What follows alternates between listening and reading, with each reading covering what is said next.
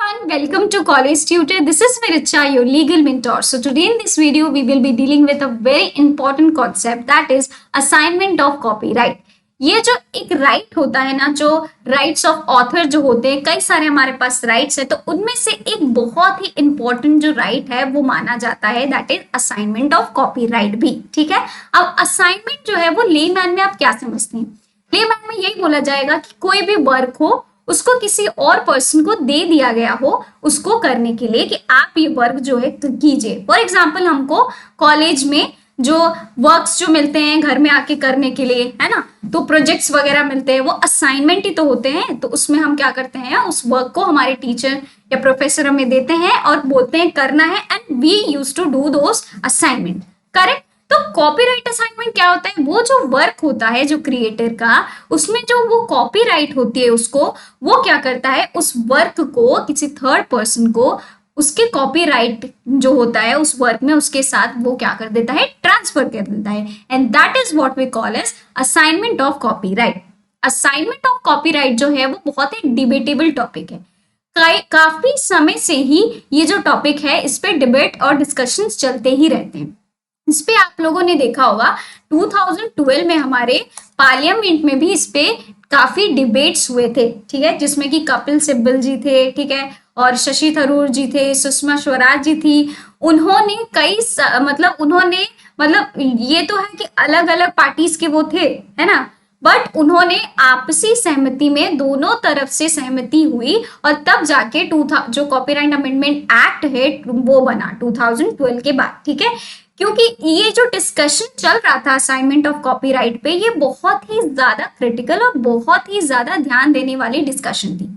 क्या होता था 2012 के पहले, जब मान लीजिए कोई भी जो म्यूजिक जो उसमें लिरिक्स वगैरह लिखते हैं, ठीक है, ये जो छोटे छोटे जो अपने जो काम को करते हैं इन सब में म्यूजिक इंडस्ट्रीज वगैरह में, मान लीजिए कि वो अपना क्या करते थे, जो वर्क होता था, मान लीजिए कि कोई एक लिरिसिस्ट है, उन्होंने अपना लिरिक्स लिखा और उसके बाद वो किसी म्यूजिक इंडस्ट्री में जाते हैं और वहां पे दे देते हैं. ठीक है, तो क्या होता था कि वो उनको उस अपने वर्क को असाइन करने के बाद उनके पास कोई भी ऐसी रॉयल्टीज वगैरह जो थी वो उनको नहीं मिलती थी, और कुछ उसको वर्क को म्यूजिक इंडस्ट्री को असाइन करने के बाद कुछ लमसम पैसे वो एक साथ उनको दे देते थे. मान लीजिए कि जो उनका वर्क है, म्यूजिक जो होता है वो एवरग्रीन होता है, वो कभी कभी भी उसका खत्म होता ही नहीं है.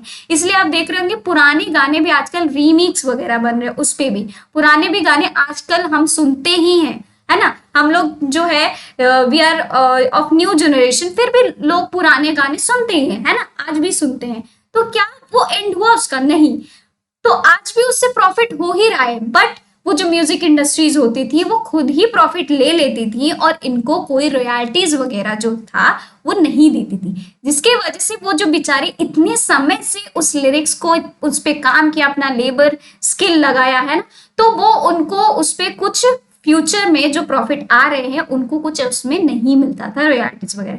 तो इसकी वजह से उनकी सर्वाइवल जो थी उस पे क्वेश्चन उठने लगा कि अपना ही काम देने के बावजूद भी उनको उससे कुछ प्रॉफिट नहीं मिल रहा है. ठीक है, तो उस पे कई सारे डिस्कशंस हुए. फिर ये 2012 का जो अमेंडमेंट बिल था वो एक्ट बना, और उसके बाद इन सेक्शंस में जो असाइनमेंट ऑफ कॉपीराइट है इसमें कई सारे एडिशंस हुए, कई सारे प्रोविजंस लाए गए. ठीक, और उसके बाद फिर जो क्रिएटर्स होने लगे उनको अपने वर्क पे भले ही वो असाइन कर दे. कपिल सिब्बल जी ने एक बहुत ही अच्छा स्टेटमेंट इसमें दिया था, जिसमें कि उन्होंने कहा था कि जो ये राइट होता है, ठीक है, असाइनमेंट का, कॉपीराइट असाइनमेंट का जो राइट होता है वो असाइन कर सकते हैं अपने वर्क को, ठीक है, लेकिन right to get the royalties ये किसी को असाइन नहीं कर सकते हैं. और ये जो क्रिएटर होगा ये उसके पास ये राइट है. इवन द क्रिएटर हरसेल्फ और हिमसेल्फ वो वेव ऑफ भी नहीं कर सकती हैं. ये उनके पास एक इनबिल्ट राइट है, वो खुद से भी मना नहीं कर सकती और सामने वाला भी देने से नहीं मना उनको कर सकता है. तो ये बहुत ही बढ़िया जो डिबेट है, अगर आप चाहें तो आप देख सकते हैं यूट्यूब पे भी इसके डिबेट्स जो हुए थे पार्लियामेंट में, ये डिस्कशंस वो सारे अवेलेबल है, वो वहां पे भी आप जाके देख सकते हैं. ठीक है, तो चलिए असाइनमेंट ऑफ कॉपीराइट के कॉन्सेप्ट को भी हम बहुत ही बढ़िया से समझते हैं आज की इस वीडियो में. तो जो सेक्शन है हमारा डील करता है कॉपीराइट असाइनमेंट से, वो है section 18, that is what we call as assignment of copyright. तो सेक्शन क्या कहता है, जो असाइनमेंट होता है ना वो एक तरीके का ट्रांसफर होता है ओनरशिप का। कोई भी वर्क है उसमें जो एक ऑथर है, ठीक है, उसका क्या है, जो क्रिएटर है उसका उसके अंदर उस वर्क पे कॉपीराइट है, तो वो कॉपीराइट को क्या कर देते हैं, ट्रांसफर कर देते हैं, ठीक है, उसको हम कहते हैं क्या, असाइनमेंट। जो कॉपीराइट ओनर होता है, जो एग्जिस्टिंग उसका वर्क होता है या फिर जो फ्यूचर में आने वाला जो वर्क है, ठीक है, उसको भी वो असाइन कर सकता है to any person the copyright, इधर होली पूरे तरीके से भी कर सकता है या फिर पार्शियली भी उस वर्क को कर सकता है, ठीक है। लेकिन यहाँ पे क्या एक्सेप्शन क्या है, पहला एक्सेप्शन ये है कि जो कॉपीराइट असाइनमेंट है ना, कि मान लीजिए फ्यूचर वर्क का है कोई भी, ठीक है, कि फ्यूचर में ये वर्क जो है वो आने वाला है, तो वो उस समय असाइन नहीं कर सकता है थर्ड पार्टी को। रादर जब वो फ्यूचर में आ जाए, एग्जिस्टेंस में वो वर्क आ जाए फिजिकली टेंजिबल फॉर्म में, तभी जाके उस पे कॉपीराइट का उसका जो असाइनमेंट होगा वो उस वर्क को उस पे असाइन जो है वो कर सकता है थर्ड पार्टी को, ठीक है। उसके पहले मान लीजिए कि कोई वर्क है, ठीक है, आप ये जो मान लीजिए कि आप ये सॉन्ग है, ठीक है, अभी वो आया नहीं है, वो आने वाला है फ्यूचर में, ठीक, तो आप उसको असाइन जो है वो फ्यूचर में ही करेंगे उस पे कॉपीराइट, ठीक है। जो अभी आप बात करें कि वो आया ही नहीं है, एग्जिस्टेंस में नहीं है, तो उसी समय आप उसको असाइन नहीं कर सकते। तो ये सबसे पहला जो एक्सेप्शन है इसमें लाया गया था, ठीक है, इसके सबसेक्शन 1 में, ठीक। आगे बात समझ में। अब आते हैं नेक्स्ट की, no one has the right to copy, reproduce, sell or publish an original work without the permission of the creator। किसी के पास ये राइट नहीं है कि क्रिएटर के परमिशन के बिना कोई भी वर्क जो है वो सेल कर पाए, पब्लिश कर पाए या फिर उसको कॉपी कर पाए या उस वर्क को रिप्रोड्यूस कर पाए, ठीक है। इट मीन्स कि जो ओनर होगा कॉपीराइट का, ठीक, वो ही जो है वो ओनरशिप जो है जो उस वर्क में जो कॉपीराइट है, ओनरशिप जो है उसका वही ट्रांसफर कर सकता है और कोई ट्रांसफर थर्ड पार्टी को नहीं कर सकता है, ठीक है। अनदर इंपॉर्टेंट थिंग यहाँ पे क्या है, जो असाइनमेंट है कॉपीराइट का, असाइनी के पास वो सारी राइट्स होंगे इंजॉय करने के लिए, ठीक है, जो कॉपीराइट से रिलेटेड, जो कि वर्क जो है असाइन उसको किया गया है उसमें जो कॉपीराइट होगा उससे रिलेटेड उसके पास सारे वो राइट्स होंगे जिसमें कि वो उन राइट्स को इंजॉय कर पाए, ठीक है, उसको उससे दूर नहीं रखा जाएगा, किसको, असाइनी को। क्लियर हो गया। अब कई सारे प्रोविजंस जो थे वो लाए गए थे 2000 जो हमारा 12 जो अमेंडमेंट एक्ट आया था उसके बाद से ये सारे जो प्रोवाइडेड है, आप देख रहे हैं ना प्रोविजन, ये सारे जो प्रोविजन थे ये लाए गए 2012 का जो अमेंडमेंट एक्ट था उसके बाद से। तो चलिए पढ़ते हैं सबसे पहले हमारे प्रोविजन को और जानते हैं कि वो क्या क्या रहा है। Provided that unless assignment clearly related to medium, अगर मान लीजिए कि कोई भी जो वर्क है, ठीक है, कि आप उसको जो वर्क है यूज करने का, कि आपको ये जो वर्क है असाइन करने के बाद अगर आप बोल रहे हैं कि इस मीडियम में आपको यूज करना है या इस फॉर्म में यूज करना है, ठीक है, अगर वो क्लियरली बताया ही नहीं गया है, ठीक, आगे बात सुनिए, नीदर एग्जिस्टेड, और ये जो मीडियम, किस मीडियम में आप इस वर्क को यूज करेंगे, किस फॉर्म में आप इस वर्क को यूज करेंगे, वो एग्जिस्ट ही नहीं करता है। Nor was being used commercially, और वो कमर्शियली भी उस समय यूज नहीं की में था, ठीक है, नहीं किया जा रहा था या यूज में नहीं था जब असाइनमेंट जो था वो दिया गया।